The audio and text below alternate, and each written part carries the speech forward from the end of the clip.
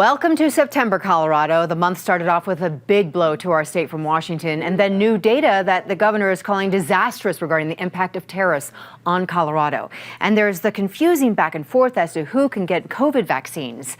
The vibe is so tense that there was even a benches clearing brawl in the first inning of a Rockies game, which ended with the team's 100th loss of the season. We need to take a timeout, at least for the next half hour, to listen to the perspectives of those behind me. So let's get started with this week's Colorado Inside Out.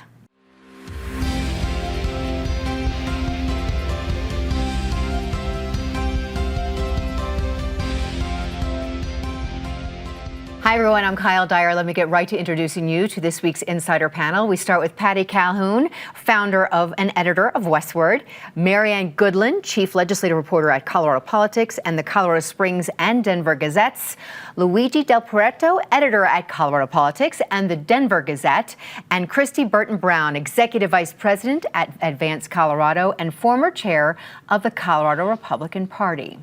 Earlier this week, I had to pick up a prescription, and the pharmacist gave me a QR code to sign in for my flu shot. I asked him if the sign-up was also good for COVID shots, and he shrugged and said he's not sure. Colorado health officials stepped in this week with an order that allows the pharmacists to give COVID vaccines to anyone who wants them. Earlier, we learned that maybe we had to have a prescription. That was a rule that came down from the federal government. So Colorado, Patty, is stepping in again to say, hold on, federal rules, let's do it our way. Again. Let's let the state actually have some control over the things the state should be able to have control over. Remember 5 years ago when we were all on tenterhooks waiting to see when a vaccine would come, when we thought we would be freed up for the vaccine. Now we have it. It's become a regular thing every fall for most people to get the flu shot, get the vaccine. And then all of a sudden you hear this mandate coming down from Washington that you're not going to be able to get these without a prescription at the major places where people go, CVS, to get your prescription, to get your vaccine. And then all of a sudden Colorado steps in and goes, no, wait, that's fine. But it still leaves it a little up in the air, not unlike, for example, marijuana rules, where it's legal in Colorado, federally it's still illegal. So you have people who won't be willing probably to give those vaccines unless they really feel they're indemnified from any kind of federal prosecution. So mostly what we know is we don't know anything yet, except Michael Bennet put up a great fight against RFK Jr. yesterday in the Senate hearing. It was ugly, but it was fabulous. It was a lot. It was a lot. Okay, Marianne. The one thing that I sort of keyed in on this order from the state's medical director is that this is permissive. It's not required.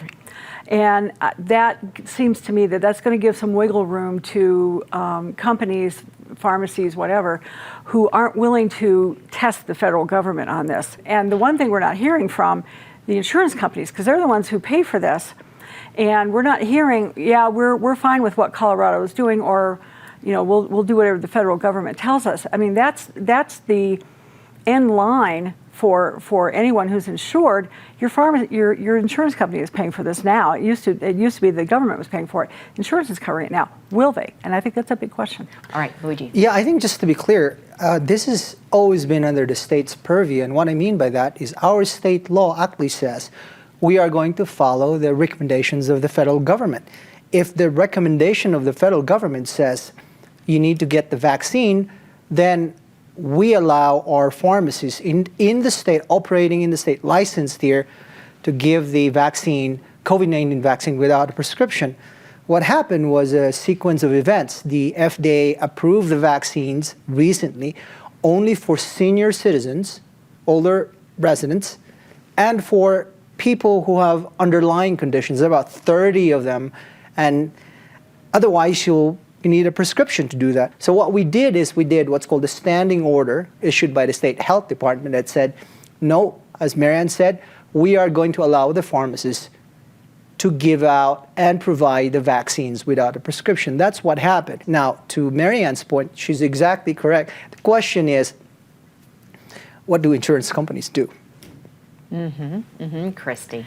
Well, I think there's sort of an overarching issue here when we look at RFK Jr., some of the changes at CDC, FDA, and there's a lot of people in my demographic, like young moms with kids who are getting vaccines right now, who actually really like that he's in charge of HHS because he is bringing a lot of attention to the control that pharmaceutical companies have over our lives and how much money often they give doctors to push vaccines on people that may not be the right vaccine for those people. There's a lot of moms like across the political aisle who are my age who say we need a little more accountability when it comes to vaccines and medications. And so, I think we do see that coming out right now in the COVID vaccine, the federal government stepping back a little bit and saying, let's prioritize the people who need this vaccine, seniors and people with underlying conditions. And I think they're trying to encourage the rest of people to say, go have a real conversation with your doctor about this and kind of step away from the past actions of the federal government pushing this vaccine on everyone. So I think there's just some overarching issues at play. And in general, I tend to think you should be able to make your own choice. If you want a vaccine, you should be able to get it.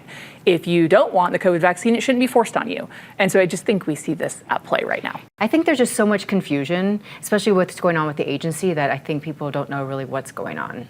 I think there's a real concern here also about the precedent that this sets. Today it's COVID. Is the next one going to be measles? Are we going to stop vaccinating for other highly infectious diseases? I think we're in real scary times here. And I read that Colorado has 27 measles cases so far this year, and usually we have 0 to 2. So it is something to follow. Thank you all. Governor Polis sent out a press release on Thursday morning saying that he had figures to show the disastrous effect the tariffs are having on Colorado. Marianne, you went right over to that press conference. I did. There were a couple of key points that the governor focused on. Number one, a year ago, the tariff level on the United States from other countries was about 3%. It has increased sevenfold under President Trump. We're now at about 21% tariffs from other countries, and that's on average. Some of them are much higher than that. The other one was the impact that this has on the state's economy. GDP before the tariffs was about 2%, and that's decent growth. It is dropping, and it's dropping fast. By next year, they predict it will be 0.5%, and that's considered stagnant. That's stagnant GDP growth. And if there is any, and that's with the tariffs at the current level that they're at. If they escalate, the prediction is that we will be in recession real quick. The last point I want to make is the impact on one particular sector, and that's the agriculture sector. Colorado's #1 export across all industries is beef. And our beef industry has now lost 25% of its exports to other countries, with China leading the pack. Well, the fact of the matter is things are very fluid.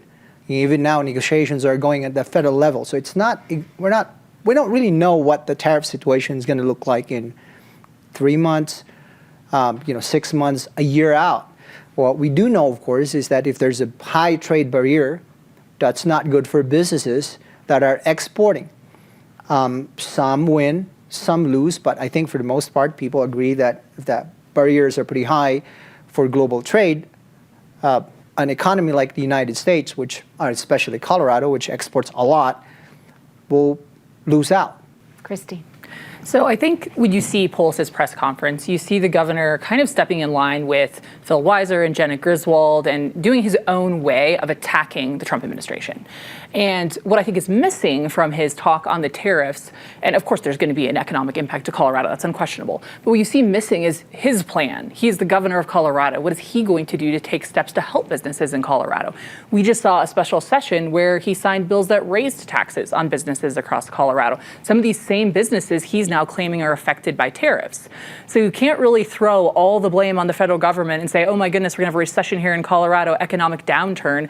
Why are restaurants leaving Colorado? That was well before the tariffs. I think he would be better served, instead of holding press conferences like this, to form a blue-collar commission and have people who work in a lot of these industries come together and come up with real solutions on how to cut the cost of living in Colorado, because clearly the legislature and the governor aren't doing it.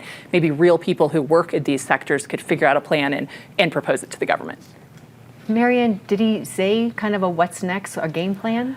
The one thing that he did focus on is a lawsuit that has been filed by Colorado on this tariffs issue, and then a lot of other states have joined in on this too. Supreme Court goes back to work first Monday in October. the Trump administration has asked the Supreme Court to weigh in on the tariff situation. So there is a hope, I think, that the Supreme Court will not take a positive view on this tariff situation. The other hope is that Congress could develop a spine. I know, and they have the authority to rein in the president on this tariff issue. They haven't shown any inclination to do that just yet, but they could do that through the spending proposals that they're now working on for the next budget year. Did he say anything that we as a state could do? No. Okay. He says that there's going to be pushback, but he would, other than mentioning the lawsuits and the and actions by Congress and keeping our congressional delegation informed. This is going to everybody. That I think remains to be seen. The lawsuits. That's all we have these days, it seems like. Well, dozens of them, over 3 dozen of them. And it's fascinating as the judges keep coming down with decisions right and left over the Venezuelan gangs and everyone else. We don't know where the tariff lawsuit will go. I think Polis is really setting the stage. After he came out of the special session, and we know things are grim, he'd warned that it was going to be grimmer, the 50% chance of recession. I would suspect he does have a plan. He doesn't normally just do a press conference at this time of year just to do one. So I'm thinking there might be something more down the line. But we have to remember, we're not the only state suffering. And the restaurants, it's not just the minimum wage in Colorado. It's how much food costs. How much food and supplies are going up, not just in Colorado, but across the country. And that is a major, major factor at restaurants now. When you look at how much the price of beef has gone up. And restaurants are saying, it's added 50% to my food costs, but I can only add like $2. That's all that the market will bear. And it's a really, really tough time for restaurants. Okay. Now let's discuss the Trump administration's announcement this week to move Space Command out of Colorado Springs and to Huntsville, Alabama. Think about all the jobs that will be leaving the Space Command, and think about all the other people who are contractors who do work with Space Command who might be following to Alabama as well. So according to Denver Metro Chamber, Space Command has a, billion-dollar economic impact on our state. So Luigi, this was not a surprise that this announcement was going to come. But I think what was interesting and what we heard that was new was the reasoning the president gave for his decision, what he called the big factor. That was news to hear. Or what he said, one of the major factors was our mail-in voting system. As you know, Colorado is among several states that allow for mail-in voting. The president said that this is ripe for fraud.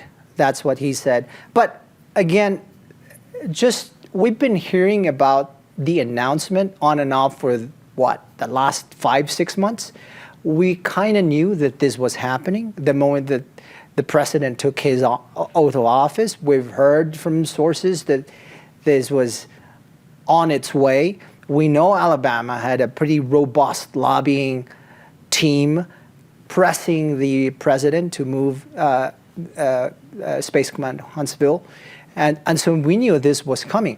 You mentioned the jobs, about between 1,400 and 1,700, depending on who you ask. You mentioned about the economic impact. Both of those things are true. Both of those things will happen. We already have companies that have relocated to Colorado and said, hey, we're expanding. Oh, by the way, we're also expanding now to Huntsville, Alabama as a result. That movement is going to start. It was interesting to see both Colorado's Republicans and Democrats to write a letter together in support of keeping the installation here in Colorado. But I don't think that will go anywhere.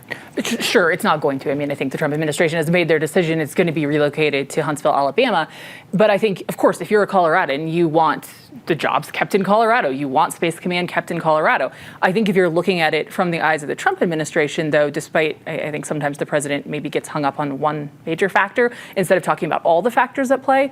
And it's very clear that Colorado has poked the bear like one too many times. I mean, I look at how many lawsuits that have been brought against the Trump administration constantly and over absolutely pointless things that you're not going to win in court. And you're using taxpayer money to sue the Trump administration over and over and over. Look at our sanctuary state laws. Refuse to cooperate with ICE, except in very limited circumstances. Why would the Trump administration say, okay, you get to keep this military installation that both Alabama and Colorado have been competing with for a very long time? I mean, Alabama is kind of the natural choice for the Trump administration. So to your point, it's really not a surprise this is the result. Well, maybe if you want an argument for keeping it here, you look at how much money has already been invested in setting up Space Command. So that is an issue, especially with the cash-strapped federal government. Why move it? It's not like Colorado doesn't already have NORAD. It's got different space components here. It made sense to keep it here. But of course, when does Trump decide to do something that makes sense? So he's going to take it. Why not? I would do almost anything not to have a Tuberville talking in my ear, and that's what happened. He got so tired of it. But the argument about mail-in voting just showed how this was not based on really where's the best place to put it. It was based on just take it away from Colorado, which has mail-in voting, has since 2013.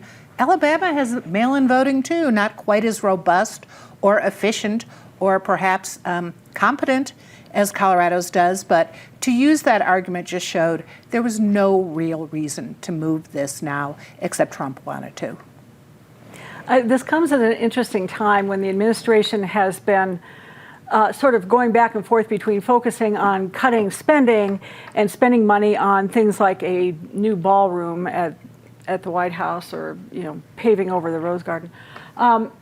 One of the things that I think is really interesting about this is it's going to cost about $2 billion. I believe that's the number I heard, to move Space Command down to Alabama. There are things that they're going to have to do to ramp up that facility. Congress hasn't appropriated the money for this. It's not in the federal budget. Is he planning to write the check himself? I don't think he's got $2 billion, frankly, but I think that's an interesting problem for Congress, and Congress is going to have to get involved on this one, at a minimum on the spending side. All right, let's move on. An idea for the 2026 ballot initiative was announced this week, and it asks voters to raise taxes on Colorado's wealthiest residents. The money raised, an estimated $2 billion plus every year, would go toward health care and child care and education and public safety. Now, Christy, let's start with you. There is opposition building, and you are against this idea. Absolutely. And if this actually makes the ballot, Advance Colorado, who I work for, will lead the opposition against this measure. As we lead the opposition to any measure, that is TABOR, the Taxpayer Bill of Rights. You look through Colorado's history on what happens when they try to raise income taxes in Colorado. Voters strike it down. You look back to 2016, 2018, there were attempts very similar to this made to change our flat income tax rate that's required by TABOR to do this graduated income tax rate, and as they would say, tax the wealthy more. It's also taxing businesses that create jobs more. And they specifically had a ballot measure on in recent years to do this, and they said it was for education. Same claim they're making now. Voters struck it down by 29 points. And so when you attack the Taxpayer Bill of Rights, when you repeal a part of TABOR, any part of TABOR, voters say no because 70% of Coloradans love their Taxpayer Bill of Rights.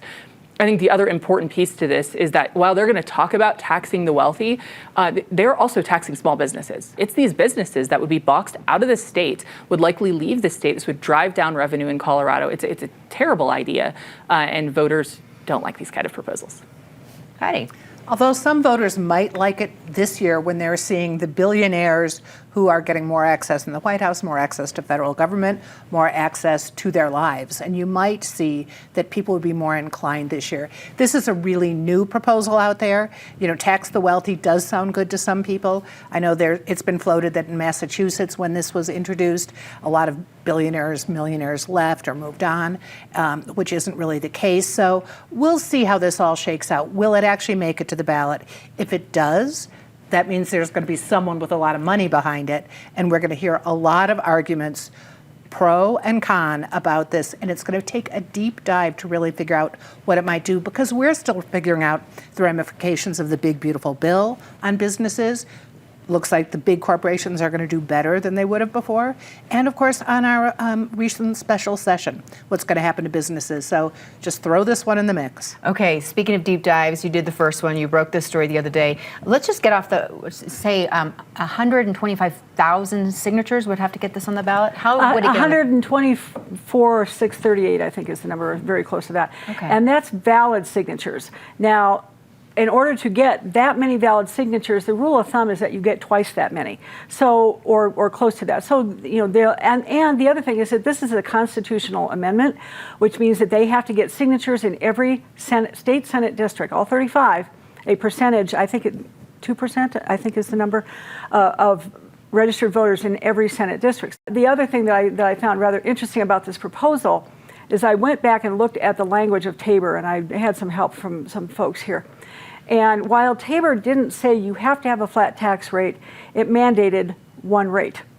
So this would be overturning a language that's in Tabor.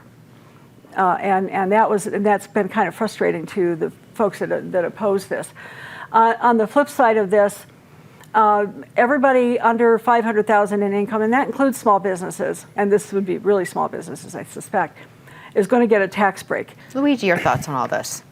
I can surmise that behind the scenes they're doing a lot of testing, a lot of focus groups, a lot of polling to see if this one would actually pass or what the chances of it passing are. The rule of thumb is about 60% support right off the gate. If they don't get that 60% or up, it's going to be very dicey.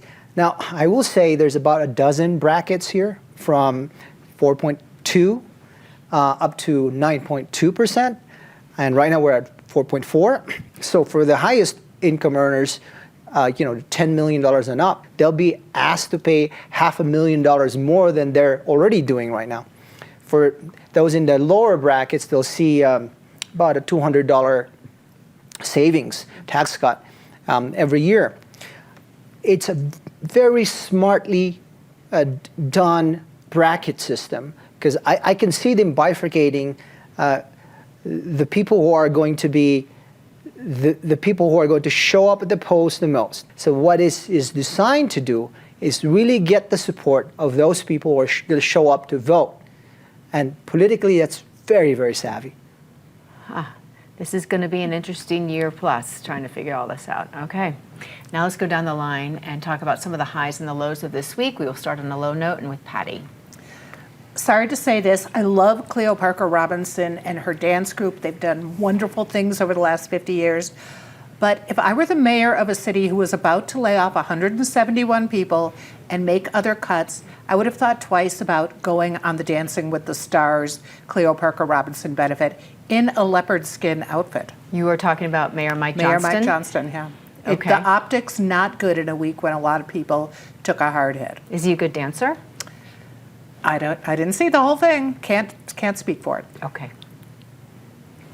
Our Colorado Rockies have now lost 100 games, and they're moving up the numbers there. Very, very discouraging. Okay. But pretty normal for the Rockies, unfortunately. Yeah, third year in a row, I think. Yeah. Well, not necessarily a bad thing, but my son is now in his first year in high school, and it's kind of dawning on me and my wife that we have about 4 years, something like that. Yeah. High school flies by. Yeah. Christy. I think just the constant focus in Colorado of cracking down on businesses is just a really sad thing to see when they need help. Instead, they continue to be punished and attacked by the government and the far left. Okay. Something good to talk about, Patty. Let's do something nice for businesses. This weekend, Denver Food and Wine is at the area campus. A lot of Colorado's really great restaurants go to this event, support the Colorado Restaurant Foundation, and then go to your local restaurant and eat out. It is a very fun event, too. It's a great event. It'll be a good weekend. This is also the weekend of the Longs Peak Scottish-Irish Festival, the largest celebration of Irish culture in the United States. The weather looks to be really nice, so get up to Estes Park while the weather's still nice. Fun. Well, we finally got that reservation that you need to do time entry at the Rocky Mountain National Park. Like, finally got the slot, and we're doing that this Saturday. I'm so excited because we're going to go fly fishing. All right, gosh, you guys have fun weekends planned. Yes, we went there last week. Is that right? Yes, it's beautiful. Good time of year. Mine will be very personal. My husband and I are actually expecting our third baby in February, so I will get bigger and bigger on the show, but it'll be for a great reason. That's great. Congratulations. you. And my high is this Sunday's canonization of Carlo Acutis, the first millennial Catholic saint. That's what he's being called. He was only 15 years old when he died of leukemia in 2006. And like many in his age group, Carlo loved video games, especially PlayStation, but he was also really into coding and graphic design. As a kid, he was very thoughtful, and he was very fascinated by miracles around the world. So he actually created this one website, cataloged more than 150 miracles, and in 20 different languages. His work has been used by churches and educators all over the world, including my nephew, who is a teacher and whose birthday is a Sunday, and who will be in attendance for the canonization ceremony with other members of my family. So it's pretty exciting for all of us. But this young, soon-to-be millennial saint shows us that how despite there is a sour reputation with the internet, with the scams and the viruses and the misinformation, you name it, technology can be used to educate and inspire and spread good as well. Thank you as well, panel, for spreading good and information. We appreciate it. Thank you for being engaged with us and watching every week or listening to our podcast. I'm Kyle Dyer. I will see you next week here on PBS 12.